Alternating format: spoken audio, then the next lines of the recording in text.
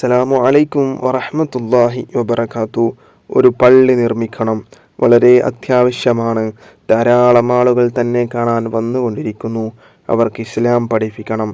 മക്കയിൽ നിന്ന് ഹിജ്റ വന്ന സത്യവിശ്വാസികളെ മുഹാജിറുകൾ എന്ന് വിളിക്കുന്നു. അവരെ സ്വീകരിക്കുകയും സഹായിക്കുകയും ചെയ്ത മദീനയിലെ മുസ്ലിങ്ങളെ അൻസ്വാറുകൾ എന്നും വിളിക്കുന്നു. അൻസാറുകൾ അക്കാലത്ത് ധനികരായിരുന്നില്ല. ഔസ് ഗോത്രക്കാരും ഖസ്റജ് ഗോത്രക്കാരും തമ്മിൽ യുദ്ധം നടന്നത് സമീപകാലത്താണ്. യുദ്ധം കാരണം അവർ തകർന്നു പോയിരുന്നു. എവിടെയാണ് പള്ളി നിർമ്മിക്കേണ്ടത്? പറ്റിയ സ്ഥലം തിരഞ്ഞെടുക്കണം. അബൂ അയ്യൂബുൽ അൻസാരി റളിയല്ലാഹു അൻഹുവിൻ്റെ വീടിന് തൊട്ടടുത്തുള്ള ഒഴിഞ്ഞുകിടക്കുന്ന പ്രദേശം. അതിനടുത്താണ് നബി സല്ലല്ലാഹു അലൈഹി വസല്ലമ തങ്ങൾ വന്നപ്പോൾ ഒട്ടകം മുട്ടുകുത്തിയത്.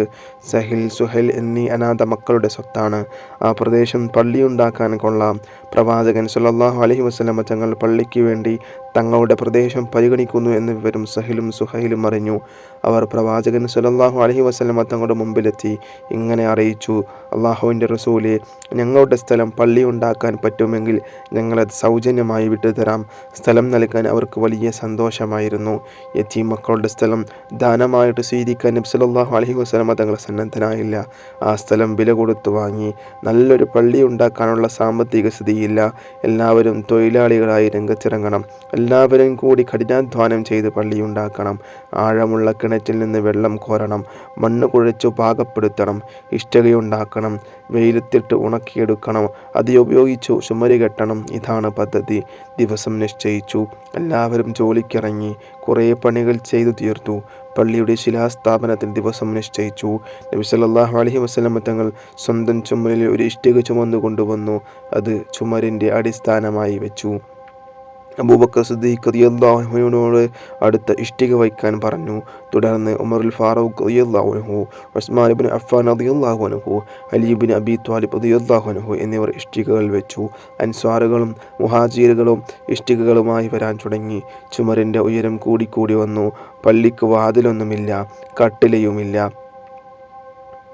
വാതിലിൻ്റെ സ്ഥാനം ഒഴിച്ചിട്ടു. 3 പ്രവേശന മാർഗങ്ങൾ എന്ന് പറയാം. അവിടെ കമ്പിളി തൂക്കിയിട്ടു. ചുമരി കെട്ടിയ മുറ്റം, അതാണ് പള്ളി. ഒരു ഭാഗത്ത് മേൽപ്പുരയിട്ടു. ഈന്തപ്പനമടൽ നിരത്തിയിട്ടു. വെയിൽ കൊള്ളാതിരിക്കാൻ മഴ പെയ്താൽ നനയും. മേൽപ്പുരയുള്ള ഭാഗം വീടില്ലാത്ത പാവപ്പെട്ട മുസ്ലിങ്ങൾ താമസിക്കുന്നു. അവരാണ് സുഫത്തിൻ്റെ അഹ്ലുകാർ, അഹ്ലു സുഫ. അക്കാലത്ത് എണ്ണയ്ക്ക് വലിയ വിലയാണ്. കാഫിലക്കാരാണ് എണ്ണ കൊണ്ടുവരുന്നത്. സാധാരണക്കാർക്ക് അത് വാങ്ങി ഉപയോഗിക്കാനാവില്ല. സാധാരണക്കാരുടെ വീട്ടിൽ വിളക്ക് തെളിയാറില്ല. വല്ല വിശേഷ ദിവസങ്ങളിലും വിളക്ക് വയ്ക്കും. വിവാഹമോ മരണമോ ജനനമോ ഒക്കെ നടക്കുമ്പോഴാണ് ഒരു വിളക്ക് കത്തിക്കുക.